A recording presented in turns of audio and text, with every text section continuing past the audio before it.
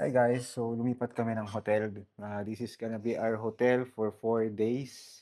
And napakabait ng admin kasi from deluxe na i-book kami ng premium. Dahil daw 4 days kami mag stay. So yan yung makukuha mo sa premium na room. Ang maganda dito is, ayan, centralize yung aircon. Tapos, vanity mirror or CR mirror. Tapos may bathtub. Ayan. And this one is the toilet. So, napakaganda. And then, ito yung cabinet. Can use their slippers. Bathrobe. Ayan. Hangers. Tapos mirror ulit. And this one is for free. This one is you need to pay if gusto nyo. Ayan. Tapos, may mirror ulit dito. Ayan. Tapos, dalawang double bed. Big TV. Tapos, strong Wi-Fi. And, meron silang, ayan, phone, sala.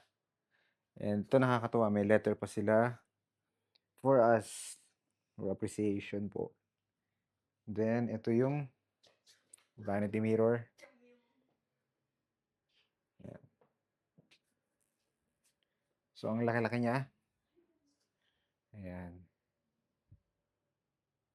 Tapos, when you go here, wala pa to. Ito ang view mo. Ayan. Again, no smoking. May smoking area po sa 6th floor, sa 12th floor, tsaka sa main lobby. So, napakaganda ng kanilang premium room. Centralized aircon. So, i-try nyo dito. Ang ganda ng experience namin. Plus, ito pa. Pakita ko sa inyo. Bukod sa in-upgrade nila yung aming room from deluxe to premium, ang dami pa nilang vouchers na libre. So, ito may 20% voucher kami. Para saan to, Han? Herbal bath. Pero to libre. Ito yung... Para saan to? Massage. Free to for 3 person. Tapos libre yung gym.